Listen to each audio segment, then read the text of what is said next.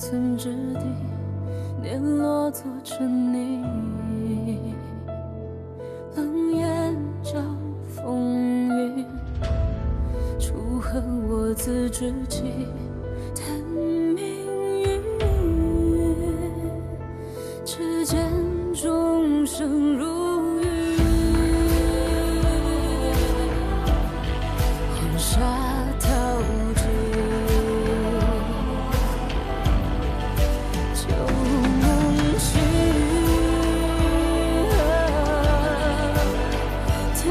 剑如纸，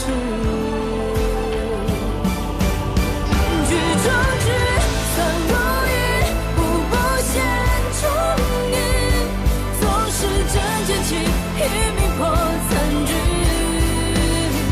举壮志，冷如雨，缓缓虚实境，天地作棋。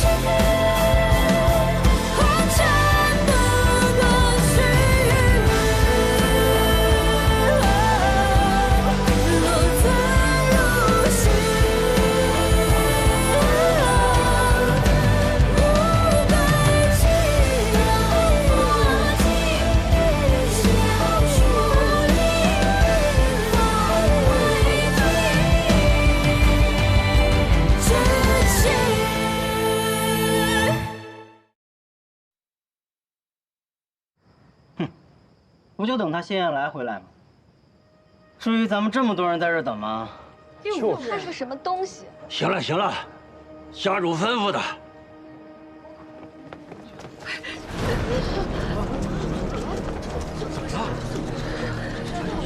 怎么了？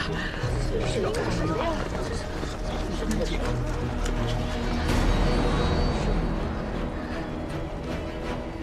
谢燕来，大晚上你发什么疯？ 就是发什么疯？谁给你的胆子这么跟我说话？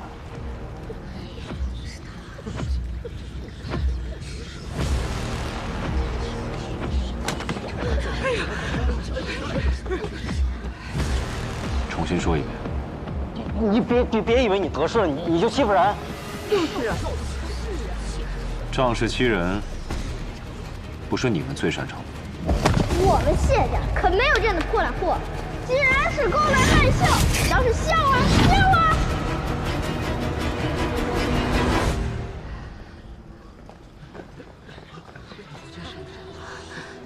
听说他现在比三公子还要得势。他如今任皇家禁卫统领，是那长公主亲自安排的，眼见得了势，指不定会怎么报小时候的仇呢。九公子，按照三公子的吩咐。 给您刚腾出了一个院子，我带您过去。带路。哦，是。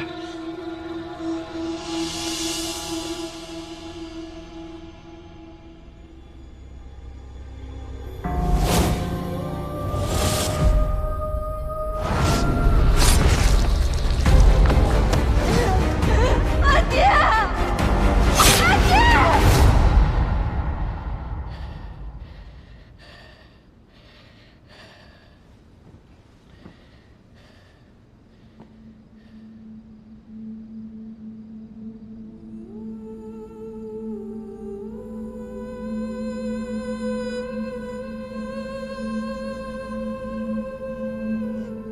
谢燕方向借刀杀人，邓毅在等鹬蚌相争。但是阿爹的身体也不知道到底是什么情况。我明明记得上一世，阿爹此时不曾病重，大婚之后才因为那有毒的沙枣膏，身体每况愈下。难道是我疏忽了什么？公主，喝点水吧。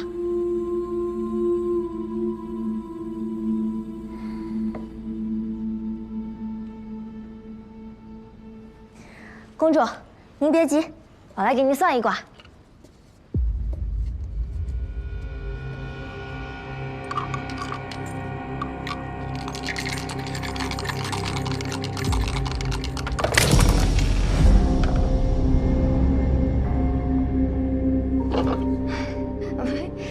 哎，没事，啊，这裂纹朝东是逢凶化吉的兆头。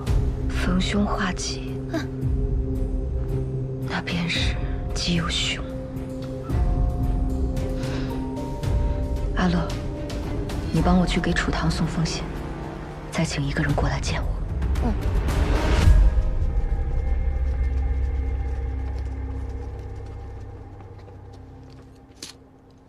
今晚辛苦弟兄们跟我走一趟，你带兄弟们去买点喝的。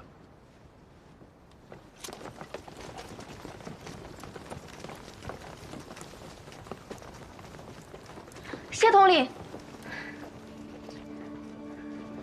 长公主有请。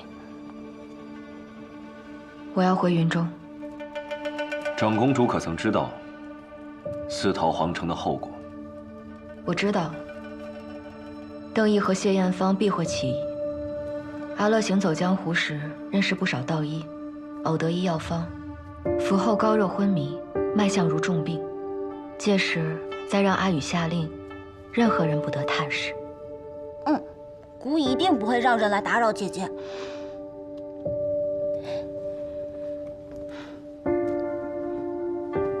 阿乐，带陛下回去休息。是，公主。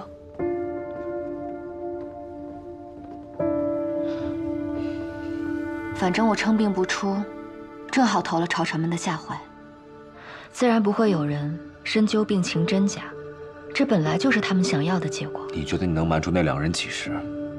况且萧寻已经回到了萧南，如果让他得知消息，绝不可能让你轻易的回到边郡。这些，你可都想过？想过。正因为萧寻走了，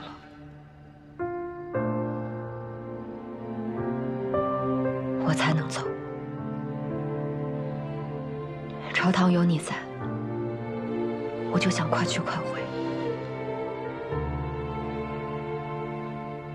阿九，帮帮我。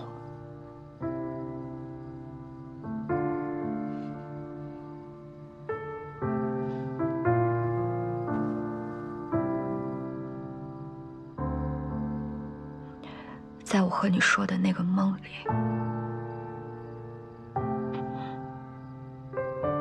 我梦见我阿爹浑身是血，我就想知道我阿爹过得好不好。我还有很多话想要和他说，我不想未来留下的全是悔恨。遗憾不能弥补的滋味，你能懂的，对吧？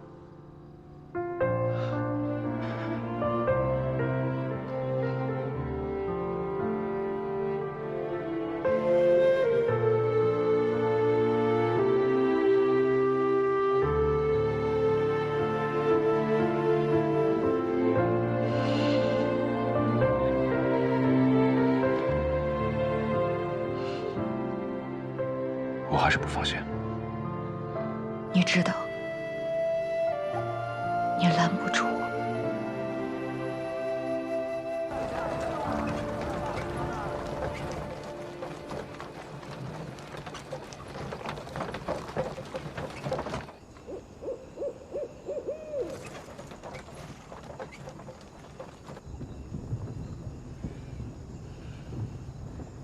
阿九何时变得这么婆婆妈妈的？这都送出去快30里了，莫不是舍不得我？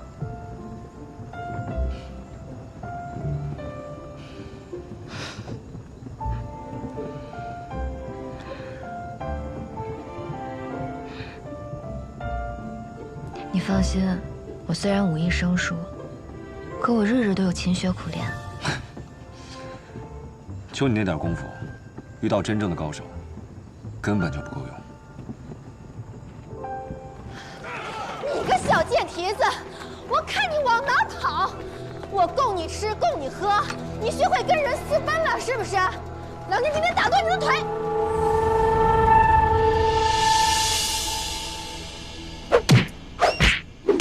老汉饶命，小的认错人了。二位的这个马车，跟我要找的实在是太想了，怪小的眼拙，一时冲撞了二位。认错人了？那你原本想找的人是谁？小的是在欧阳镇开花楼的，我的头牌跟着上京的一个书生给跑了，我是特地来抓人的。 可是没想到拦错了马车，求二位贵人高抬贵手，我真的不想死。别装傻，谁派你来的？没有人派我来，真的没有人派我来，我真的是认错人了，我又不想死，别杀我！他看起来不像撒谎。你们走吧。谢谢好汉，谢谢好汉，快走，快走，快走！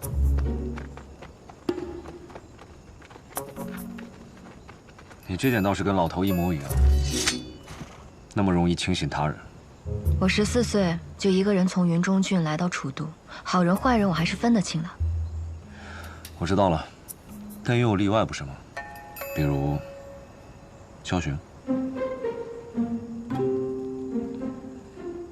你说的也没错，看错人又怎样？知错能改不就好了？何况我相信。 阿九不会让我错第2次的。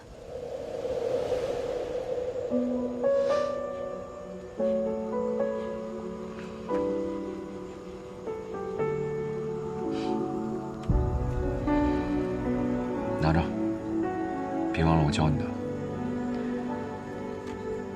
不是说我那点功夫没用吗？无妨，我擅长智取。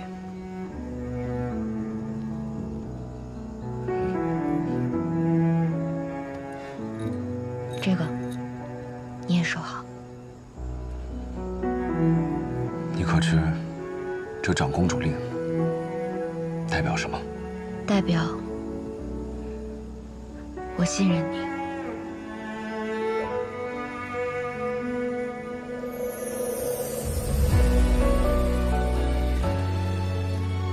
我先暂时替你保管，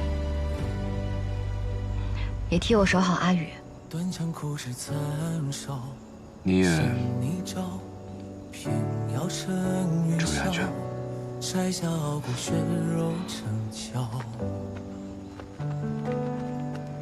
星火在缝隙间熬，烈焰中咆哮，把寒夜烧出破晓。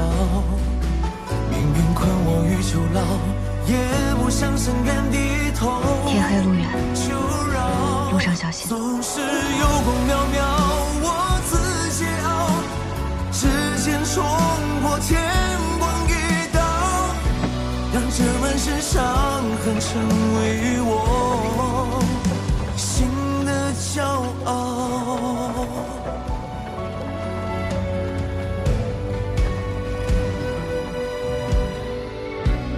宫阙九重暗角，只为人笑，纷纷扰扰，人间惊鸿把你照照。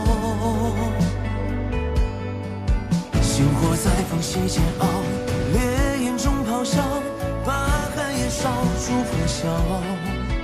你可知这场公主令代表什么？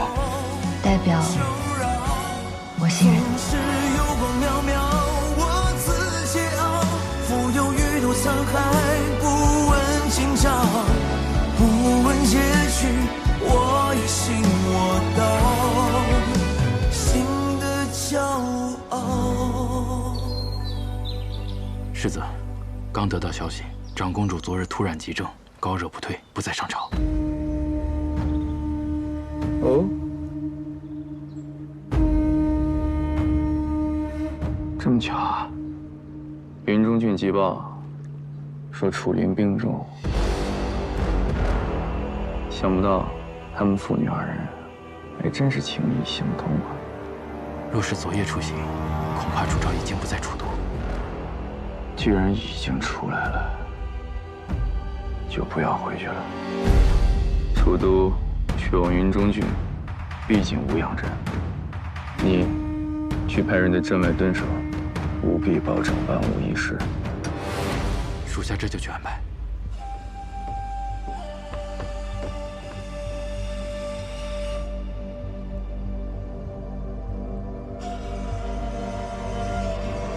马超。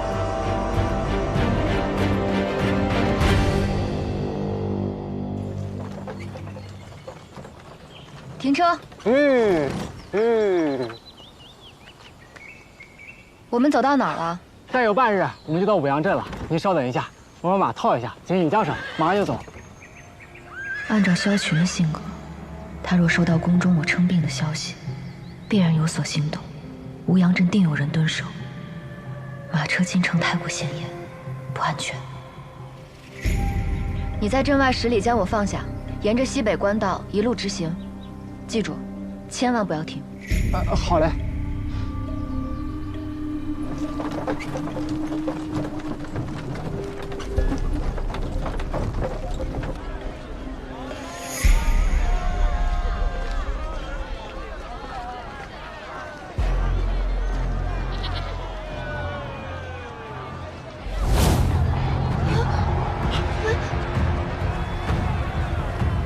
果然不出我所料。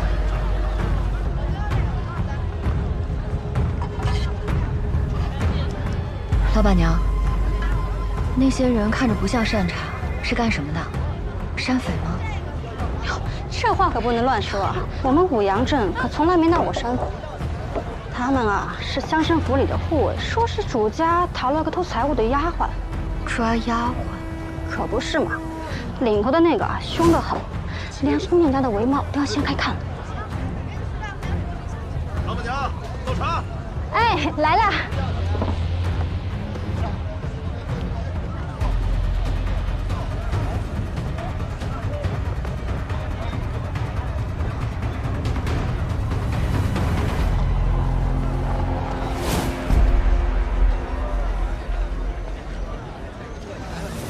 太傅大人，长公主染病静养，不见外客。长公主病情牵涉朝堂，本官奉监国之命查问，你敢抗旨，你放肆！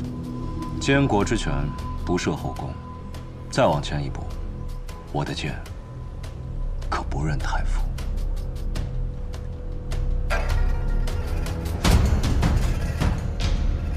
好，很好。谢统领，咱们走着瞧。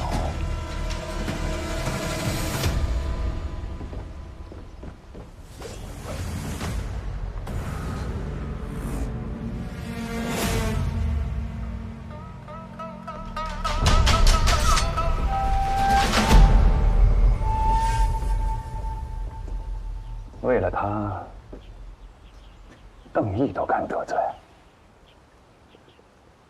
职责所在，谈何得罪？铁鹰离了萧南郡，沿楚都到云中一路布防。你真觉得他能活着到边郡？他可比你想象中的要强大。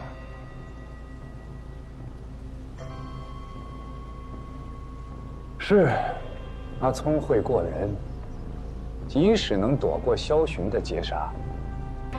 可他忘了一件事：去边境这一路，山匪横行，只怕是躲了虎豹，又进了豺狼窝。一个弱女子，若不幸真的遇到这些亡命之徒，你猜她能活过几个山头啊？九弟，好好守着这皇城的安危。免得等长公主死讯到来之时，没人替她大领发丧。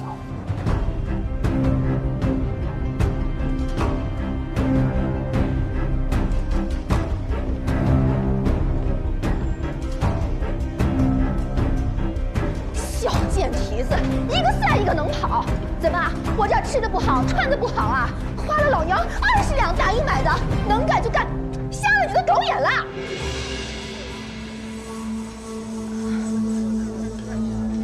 又见面了。让开！大人，西北的官道有马车踪迹，那马蹄铁纹路有些特殊，像是楚都的马匹。报！征北方向杀囚后捡到此物，绣着“昭”字，应该是京中贵女所用。报！东北方向有女子雇了镖队，说要护送她去边境，出手十分阔绰。3处踪迹，倒会故布疑阵。传令，兵分3路，西北、正北、东北方向，全部都给我追！大人，若贸然追查，恐怕宁可错杀，不可放过。但凡可疑女子，一律拿下。跳！跳！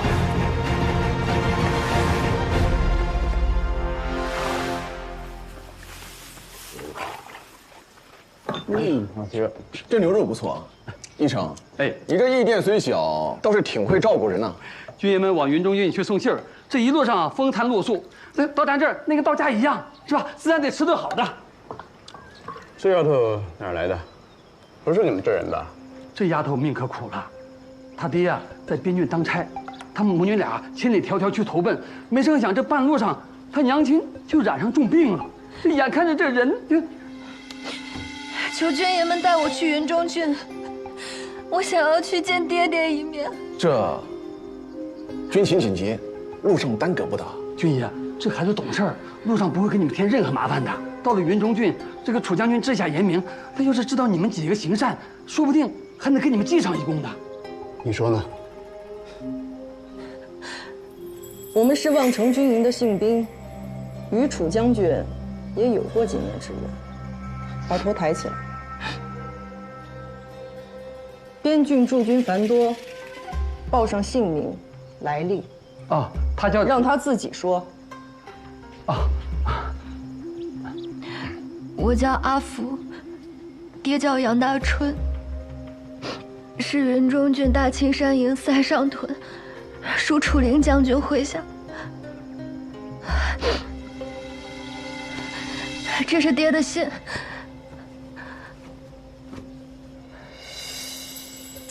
这字儿倒是写的不错。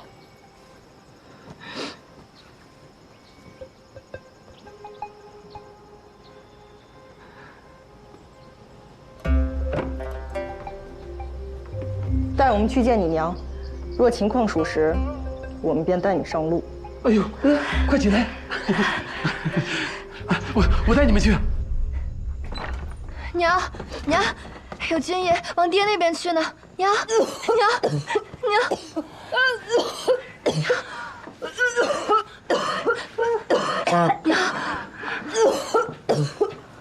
喝点水。军爷，你们是往大青山营去吗？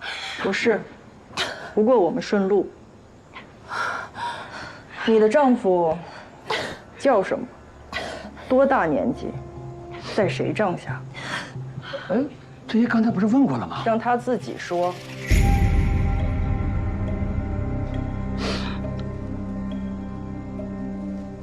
我丈夫杨大春，3月初7，在楚将军帐下。娘，我家做了一双鞋，你一定要亲手把这双鞋交给你爹。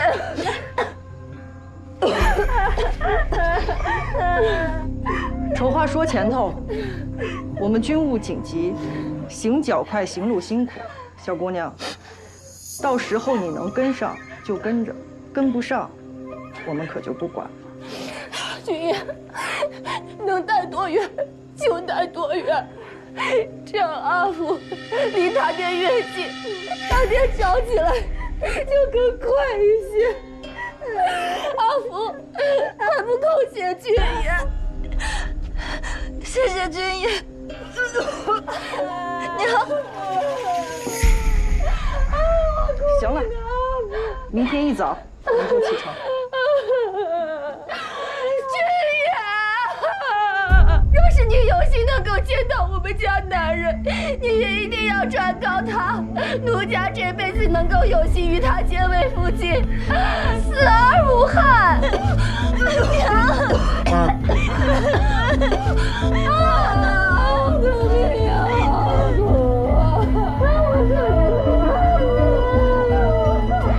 拾吧，我们刑期有定，不能多停留。哎，这边请。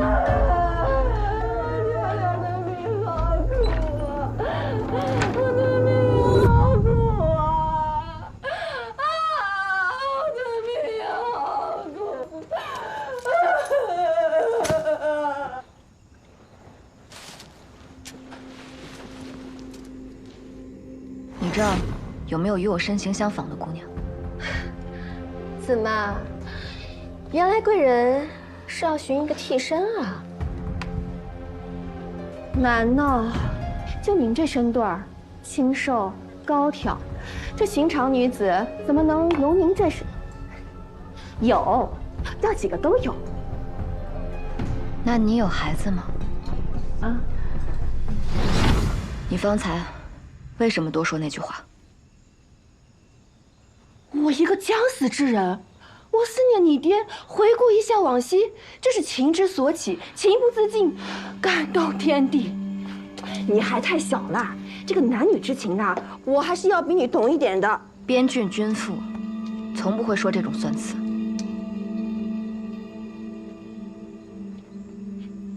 哎，怪我行了吧？哎，那明日您真的要跟那些信兵去，不会被识破吧？当然要走，因为我也发现了他们的秘密。什么秘密啊？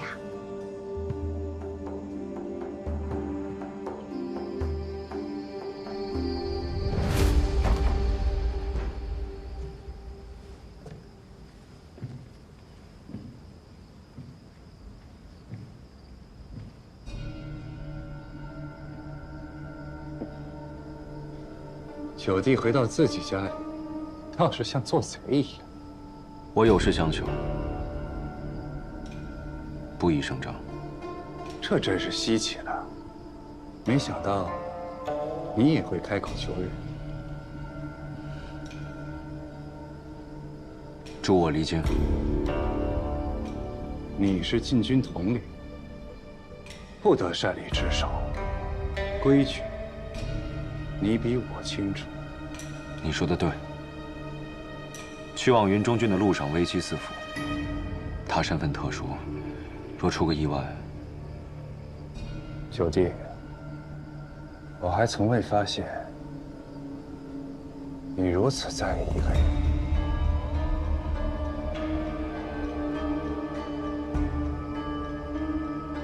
长公主可以借病遁走，你若想离京，不脱层皮可不行。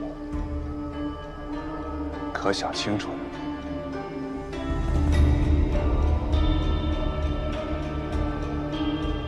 你若助我，算我欠你一个人情。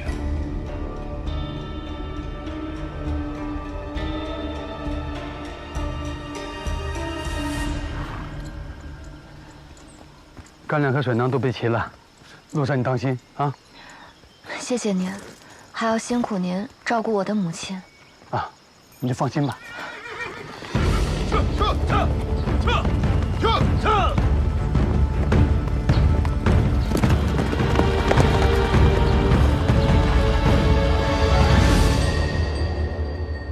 殿下，殿下，你先别玩了，今日功课尚未完成，若让太傅知晓，别烦姑，你再啰嗦，姑便命你去捉百只蟋蟀来。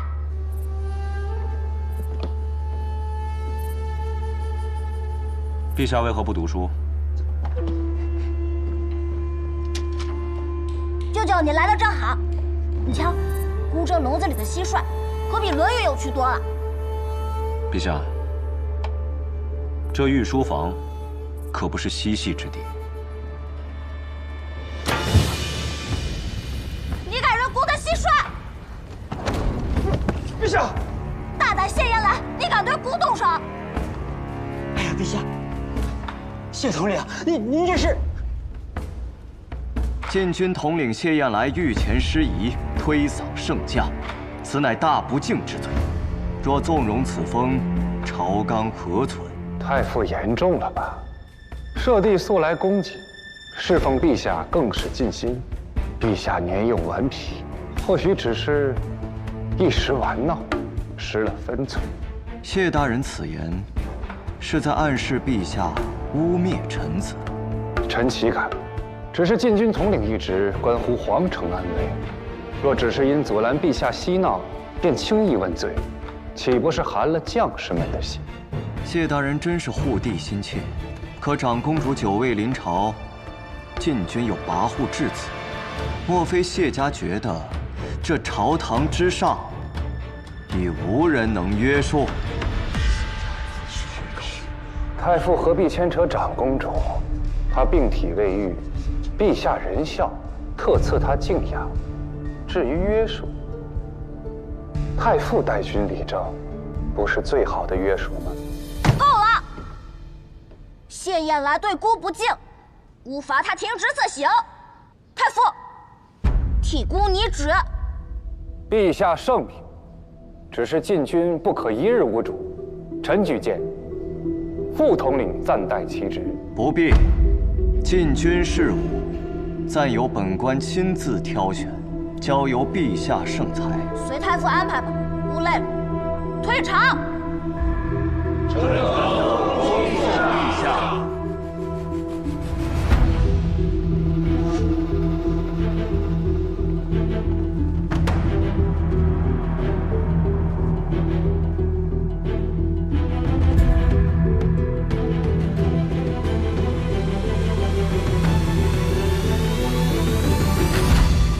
禁军统帅傅九冲撞圣驾，国旗停职待诏。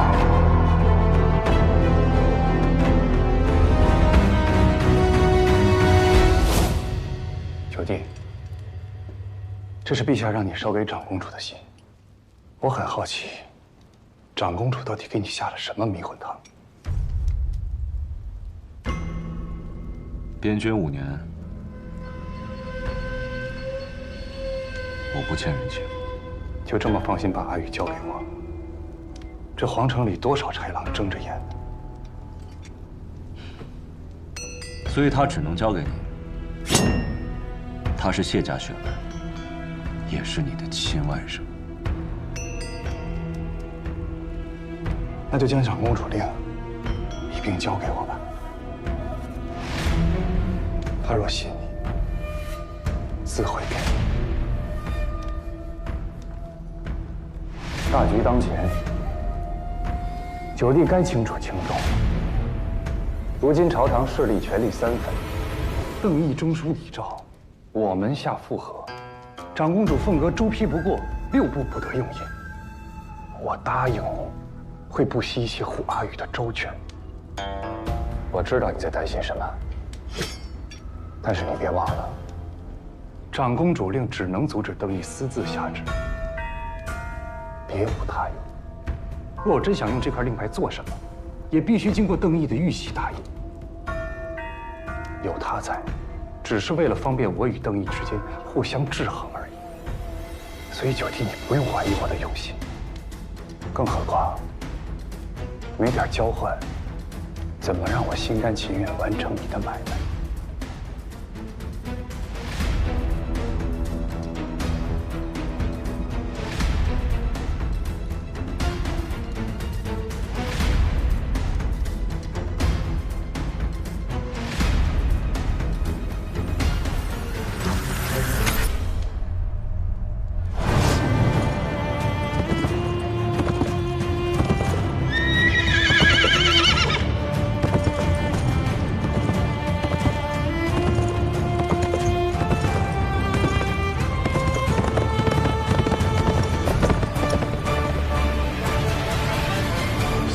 这枚棋子离了棋盘，倒腾出半片江山，让您与谢家公子对弈。大人不打算趁小皇帝羽翼未丰，布个君臣恩义的局？萧雨这孩子，幼时受惊太重，人一多，就爱往楚昭身后躲。不对，楚昭离京，谢燕来停职。这对谢艳芳有何好处？他今日在朝堂之上，似是乐见此结果。好你个谢艳芳啊！一时不察，我竟然成了你棋局中的过河卒了。难道他是对陛下另有所谋？无妨。谢艳芳这个舅舅是个空名，陛下见他疏远得很，天生亲近不来。就怕谢艳芳抢个先手，打我们一个措手不及。放心吧，他不敢轻举妄动。毕竟朝堂这盘棋，既要抢先手，也怕落错子。只是楚灵若死，说墨铁骑直逼楚都，届时恐怕您与谢家谁都不能全身而退。你说的对，所以这局棋虽不知道对方如何落子，但我与他皆知，楚灵现在不能死。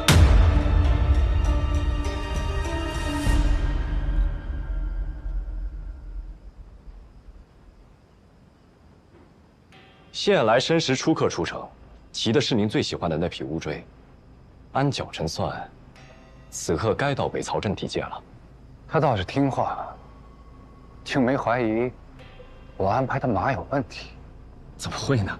您给的可是谢家最好的马，他该感念着您才是。不过这回他还算识趣，真把长公主令牌交给了你。这个令牌没什么大用，但是给邓毅添堵，还是绰绰有余。只是谢来明显对长公主生了其他心思，您说会不会日后她更不受我们控制了？驯狼崽最妙的，就是让他以为自己咬断了项圈，可项圈早就换成了金线。他越挣扎，勒得就越紧。他这次奋不顾身去救楚昭，以为是在反抗，实则早已将自己的软肋暴露无遗。他当初跟我说，楚昭很聪明，我原以为他一时被情绪左右，失了判断。这个女子演得那么拙劣，又那么着急，哪里聪明啊？直到现在我才明白，能让九弟这般模样，确实是非一般的聪明。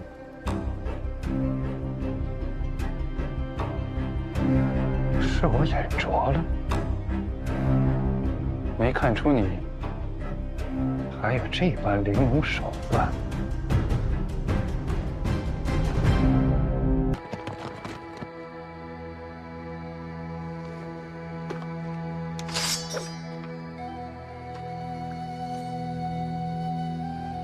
宪兵府。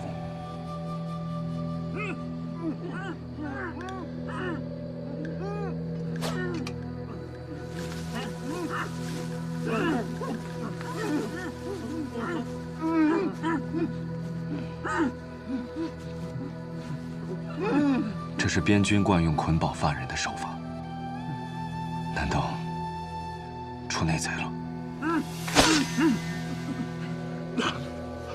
我们是望城信兵，山匪穿了我们的衣服，往北曹镇那边的驿站去了。北曹镇驿站直通云中郡。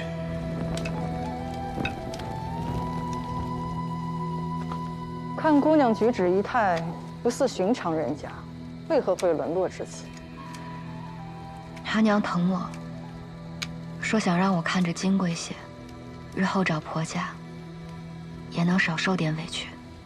啊，这荒郊野岭的，可不是姑娘家能来的。若遇草寇，您身上的信报比我值钱。夜路崎岖，你又孤身一人，若遇歹人，怕是叫天不应，叫地不灵，当真出个意外差池，后悔可来不及。你也是女人，你都不怕，我怕什么？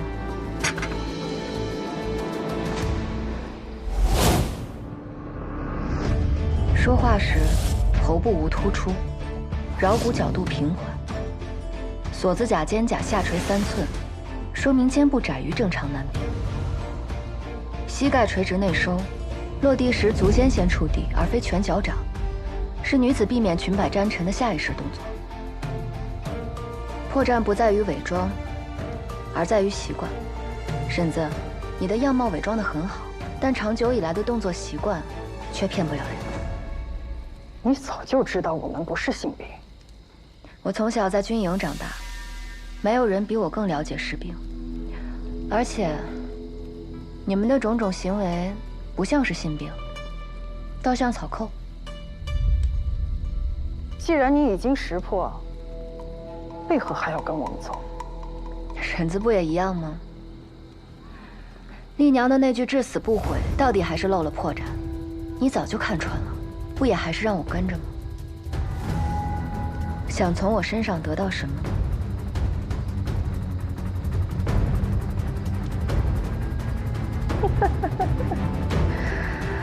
哎呀，是个聪明丫头，可惜了，聪明人都活不长久。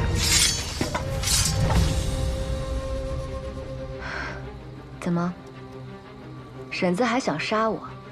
在驿站，我确实看穿你和那个女人在演戏，但我还是带上了你，因为我想看看你费尽心思演这一出，到底打的什么主意。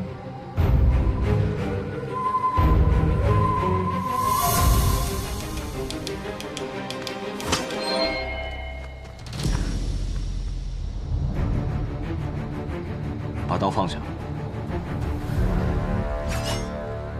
我说，把你刀放下。阿九，你们到底是谁？你们假扮信兵，是想截获情报。关于朔漠的情报，魏将军楚灵向来所向披靡，不可能轻易被一支朔漠小队钻了空子，除非有人泄露了军报。你怎么知道？可若是非亲非故的话，为什么这么做？除非你们是朔漠人。朔漠人不可能穿过云中军。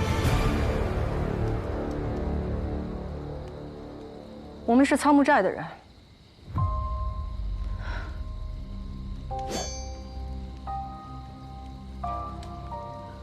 我们也怀疑是有人泄露了军报，所以才找上信兵，是想找到这朝堂之中谁在勾结朔漠，威胁云中军。苍木寨向来神秘，鲜有人知，而且从不过问朝堂之事。你们为何要管这件事？我听闻当年楚将军剿匪，杀了你们的先寨主木棉红，你们不恨他吗？为何还要帮他？我们虽是一介山匪，但家国与私怨孰轻孰重，我们还是知道的。楚大将军驻守边郡20年，守护大楚平安。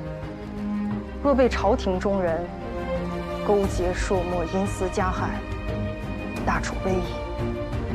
又何况这小小的苍木寨？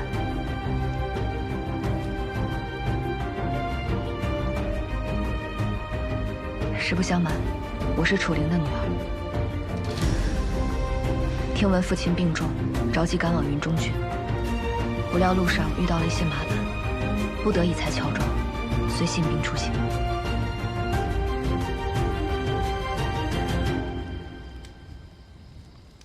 二位若遇到麻烦需暂避的话，可要随我上苍木寨。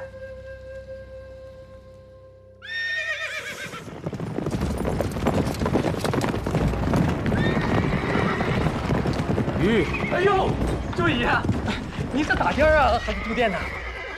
今日可有女子去往云中郡？商队确实是不少，女子也有。不知爷您说的是哪位啊？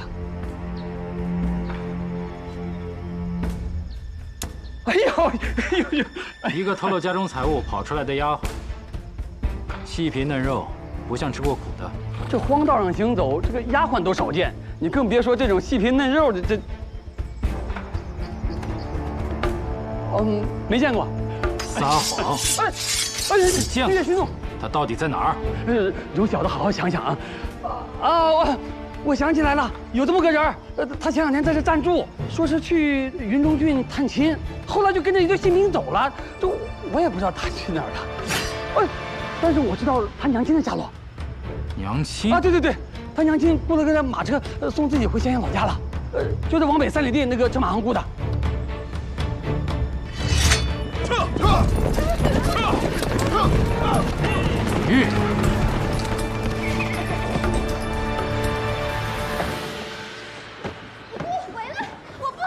这位军爷，您这是？骗了我那么多的钱，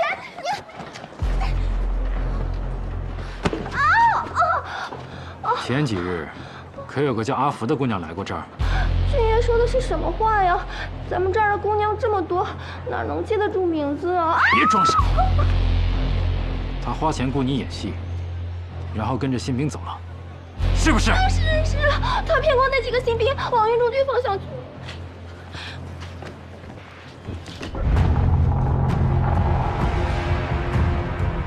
很好，连老天爷都想让你死。撤！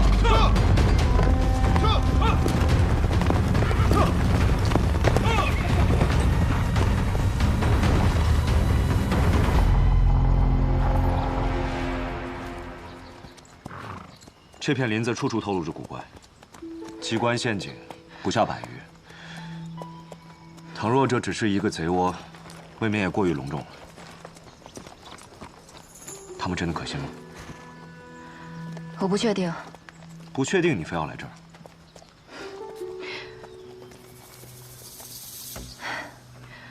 葛大神所言非虚，与我知晓的旧事印证无差。看来仓木寨与我父亲当年，并非如外界传言那般势同水火。铁鹰并非愚钝之人，我那点障眼法，至多再拖半日。眼下敌众我寡，硬拼非上策，不如暂借仓木寨栖身，待探清虚实，再议后继不迟。所以，你还是在赌？有你在，我才敢赌啊！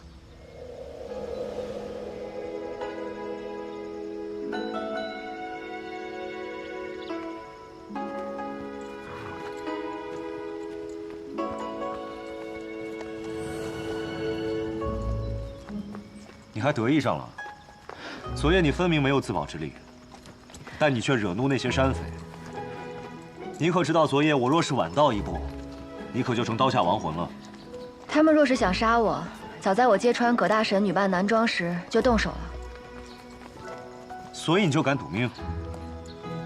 这个时候，葛大婶带人假扮信兵窃取军情，一定不是为了害我爹，而是为了查明真相。换言之，他的确是在帮他。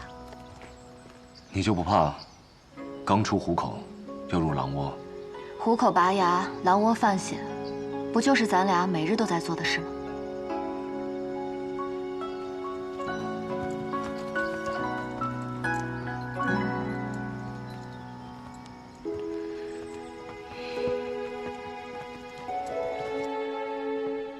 大姐回来了！大姐回来了！大姐，大姐回来了！回来了！大姐，来，大姐，大姐，大姐，给我吧，大姐。哥哥，三儿，哎，见客来了。哟，这是我弟弟，仓木寨寨主葛老三。见过寨主。小曼，坐。你怎么还带俩人回来？接贵宝弟毕格难。毕格难。那二位怎么称呼？他叫阿九，我叫阿福。阿福啊，好名字啊，听着就有福气啊。葛大婶，有件事情我想问。我知道你想问什么，别担心。刚才一路进来，你们也看到了。我们名为仓木寨，藏身在这仓木林。山下有句俗话，进了仓木腹，哪有回头路？这林子又大又深，是个天然的堡垒，再加上那些机关陷阱，竹林搭天网，藤蔓缠地锁，生人闯不进，野兽绕道走。在这儿，保管比外面安全。那如此隐秘的宝地，大婶就这么放心带我们进来，就不怕？仓木寨看人最重眼缘，既信了你，便不会怀疑。小曼，先带他们去安置，等外头安全些，你们再上路也不迟。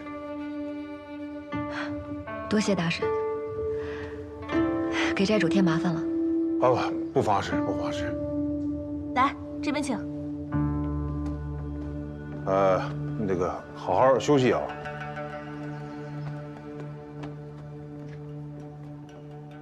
姐，她。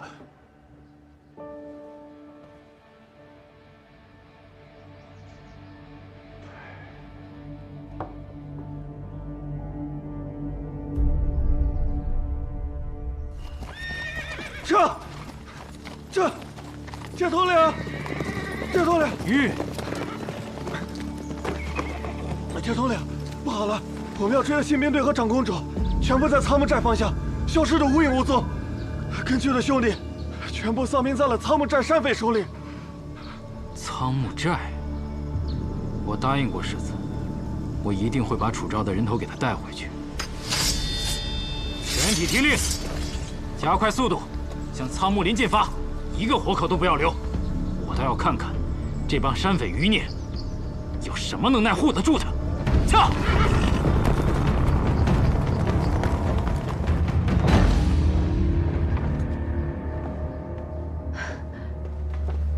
他们让你休息，你可倒好，直接搜刮到人家的武器库来了。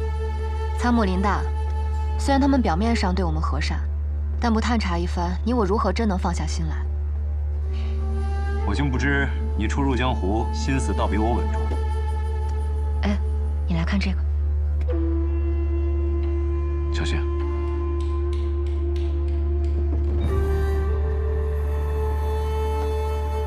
机括改装了7处，增加了2丈的射程，却减少了后坐力。这是边军对战朔漠的时候用过的改装公弩。你怎么知道？当年我在军营替老头改装了200多把这样的弩。木棉红毕竟是被我阿爹所杀，他的寨子里不应该有边军的武器。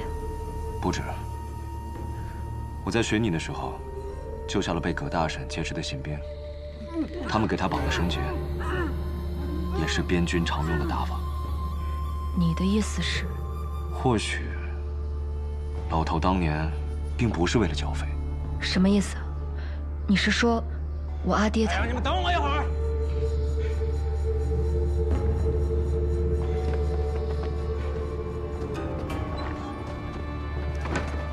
马上就来。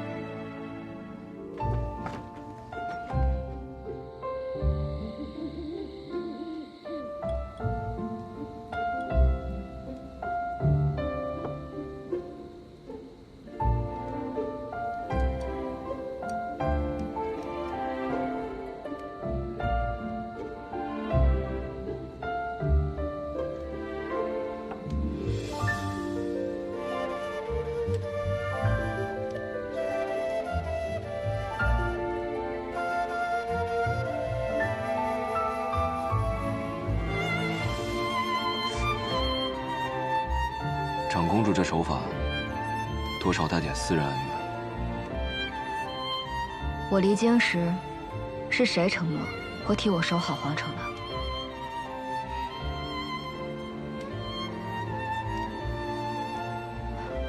我知道，你是因为担心我。但谢艳芳肯放你离京，必有所图。现在朝中如何？谢艳芳会照顾阿玉，但她需要长公主令，牵制邓毅。我把长公主令给她了。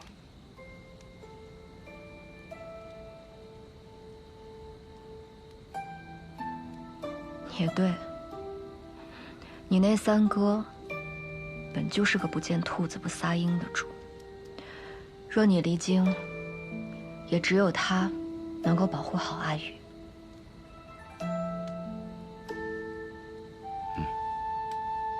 你伤还没好，需要好好休息。早点睡吧。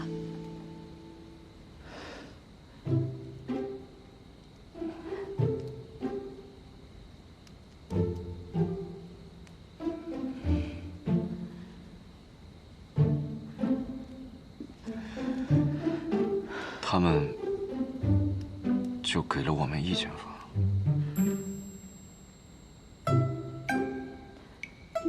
是我要求的。你伤得这么重，如果离我太远的话，我怎么保护你？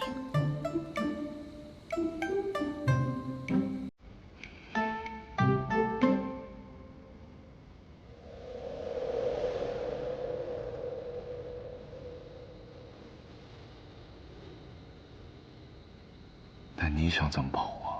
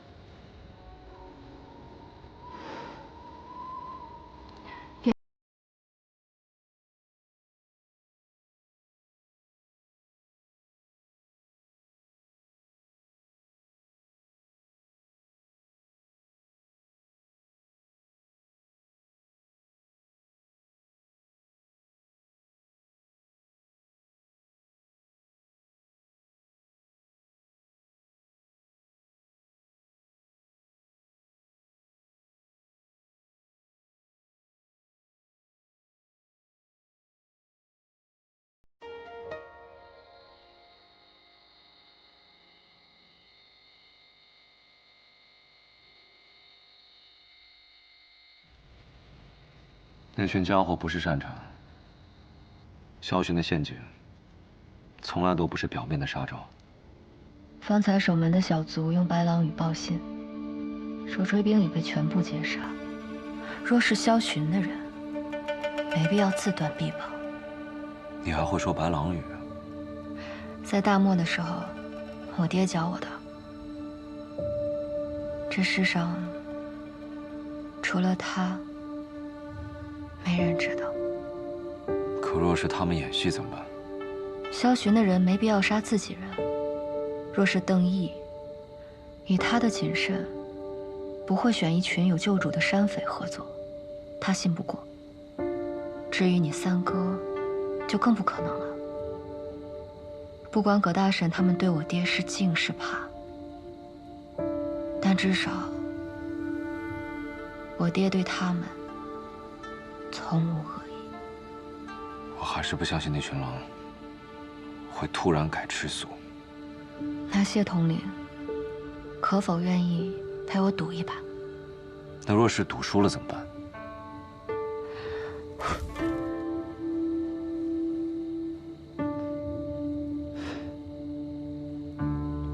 那至少黄泉路上有你作伴。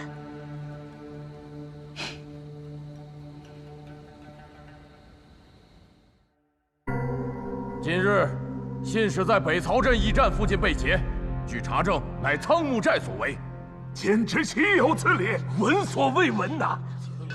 楚灵当年纵匪养患，只是仓木寨余孽今时今日竟敢假冒信兵窃取军情，臣恳请陛下降旨彻查，以正国法。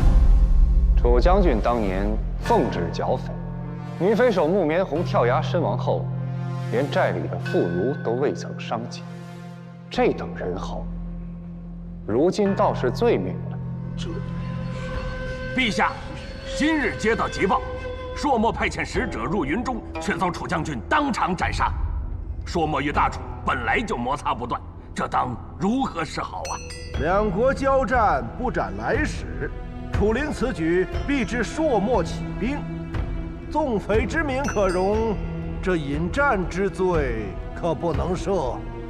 前有朔漠突入范境，后有朔漠使者深夜持密函潜入楚将军营帐，这还不是刺探军机？太傅所言甚是。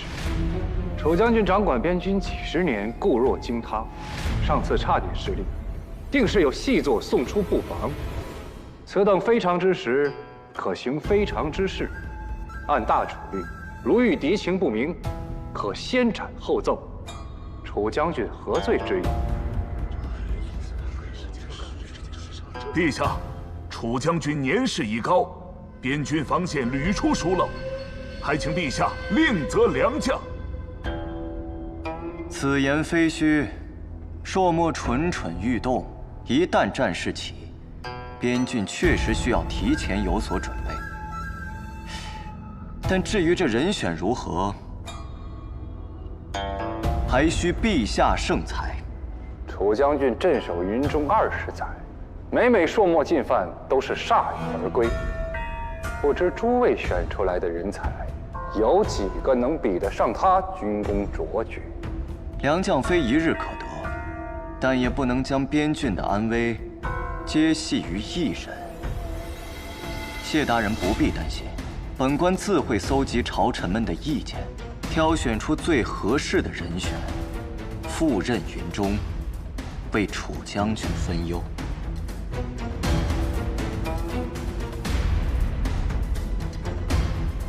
太傅这步棋，倒是下得妙。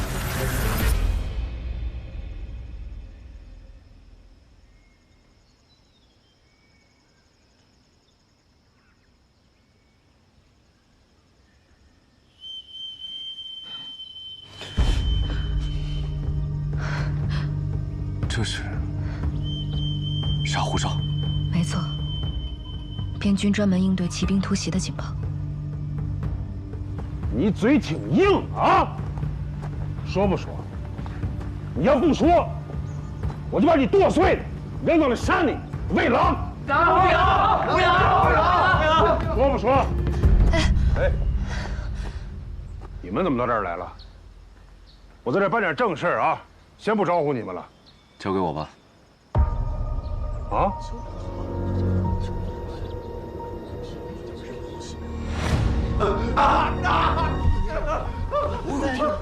这下手真好使，还在叫，太厉害了！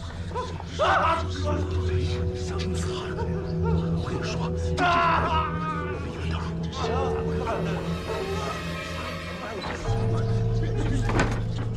直接让他真是看不出。怎么样？他招了，他们昨天就进入了苍木岭，并且探寻到了苍木寨位置，人马今夜就会赶到，我们提前做好准备。那我得告诉我姐去。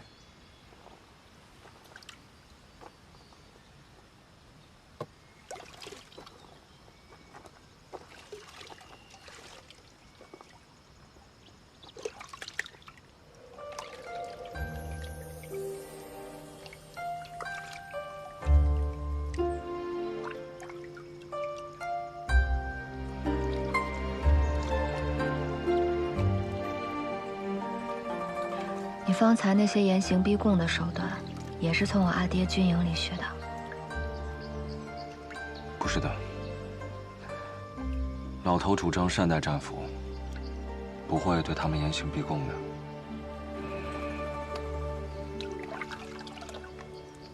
你不怕了？我有甚可怕的？我自幼在军营长大，还是见识过杀伐和血光的。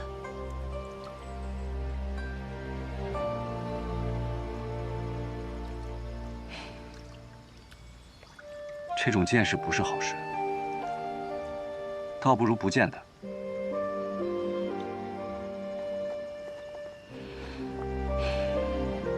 可人生在世，谁又有得选呢？我不愿杀人，可有人要来杀我。我不是跟你说过吗？我杀人是为了让自己活下去。还有我爹，我想活着见到他。我帮你杀。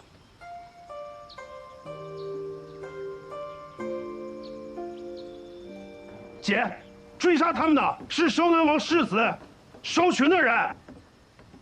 小地方招待不周，都是些粗茶淡饭。望长公主海涵。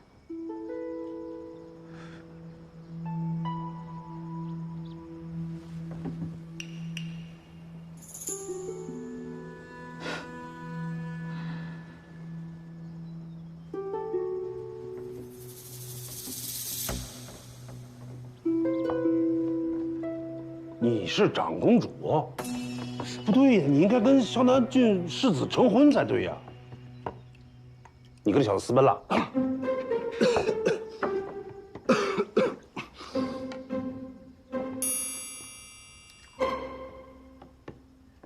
因为萧巡骗了我，他所求的，从始至终都只有我爹手里的20万兵权，但我不会让他得逞的，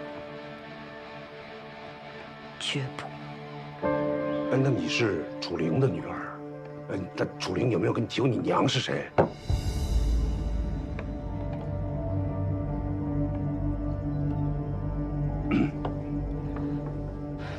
看来葛寨主对我们云中郡很是关心，连我的婚事都打听得一清二楚，也难怪这寨子里有那么多边军的痕迹。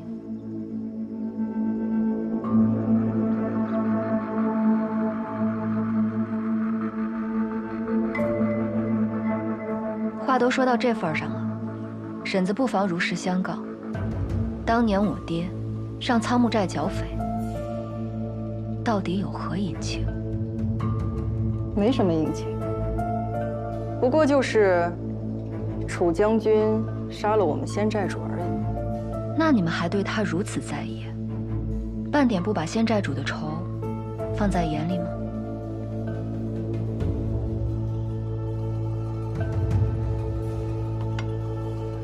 当年苍木寨被传骚扰边境，楚将军前来剿匪，杀了仙寨主后，得知其中有所误会，才将寨中的兄弟们重新安置。你看到的那些，不过是你阿爹的愧疚和弥补。可是恩怨已了，何必再提？你们一路辛苦，先好好休息吧，有事随时叫我。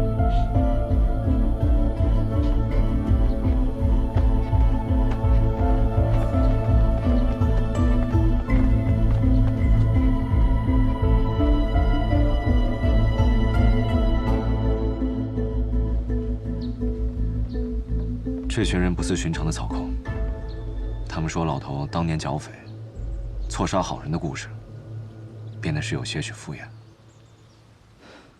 7分假3分真吧。我相信我阿爹是真的想护着这个寨子，我也至少能够确定，他们对我们没有恶意。至于其他的，世人都有秘密，何时能够窥见，就看机缘了。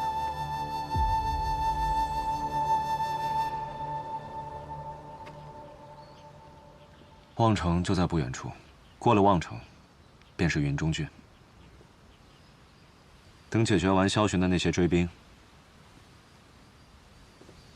你就能见到你爹了。我知道，这条路我很熟悉。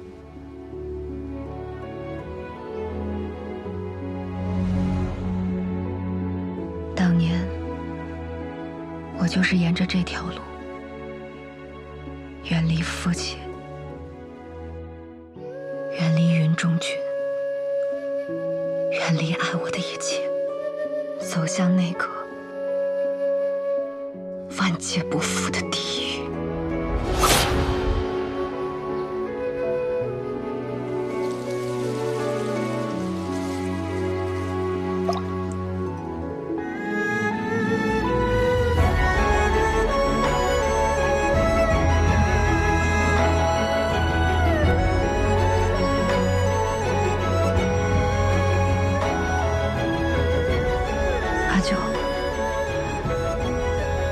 如果人生能够重来一次的话，是不是还有改变的机会？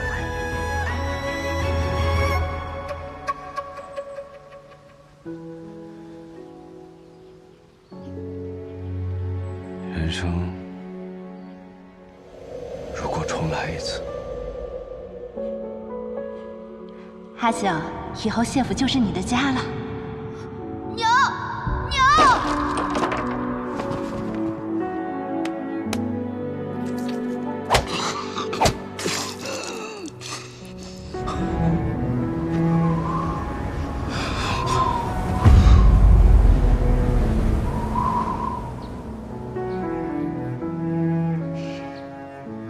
也改变不了什么。但于我而言，确实有所不同了。你还记得我和你说过的那个梦吗？在那个梦的最后，有一个人替我杀了小雪。你知道那个人是谁吗？那个人是你。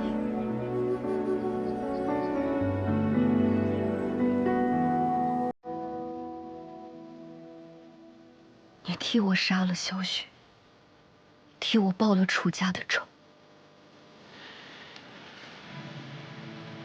但这一次，我一定要自己来，即便是偶尔心中仍存惧意，即便前路是万丈悬崖，但我也万山无阻。风霜万里踏过，人等走孤岛，半生飘摇，只因天涯无处停靠。星火在风息间熬，烈焰中咆哮，大海一烧，烛火消。命运困我于囚牢，也不想向人低头。求饶，总是有光渺渺，我自桀骜，浮游于路沧海，不问今朝。问了你一句后害怕什么？不问结局，我已不论那个梦是真是假，直面它，抓它，战胜它。让这满身伤痕成为我心的骄傲。这样便不会再怕。我不怕，我和我阿爹都会好好活着。烈焰中咆哮，把寒夜烧，烛火消。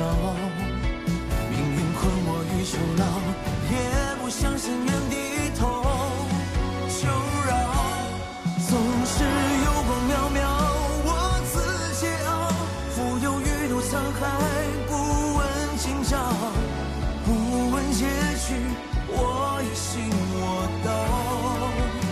无趣路遥，流言生于浮躁，也要燃烧，指尖冲破天光一刀，让这满身伤痕成为我心的骄傲。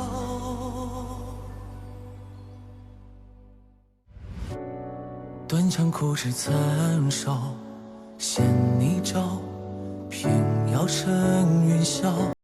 摘下傲骨血肉成鞘，星火在风息间熬，烈焰中咆哮，把寒夜烧，烛火消。命运困我于囚牢，也不想向人低头。求饶，总是有光渺渺，我自桀骜，浮游于路沧海，不问今朝。不问结局，我已信我道。无趣路遥，流萤生于浮躁，也要燃烧。指尖冲破天光一刀，让这满身伤痕成为我心的骄傲。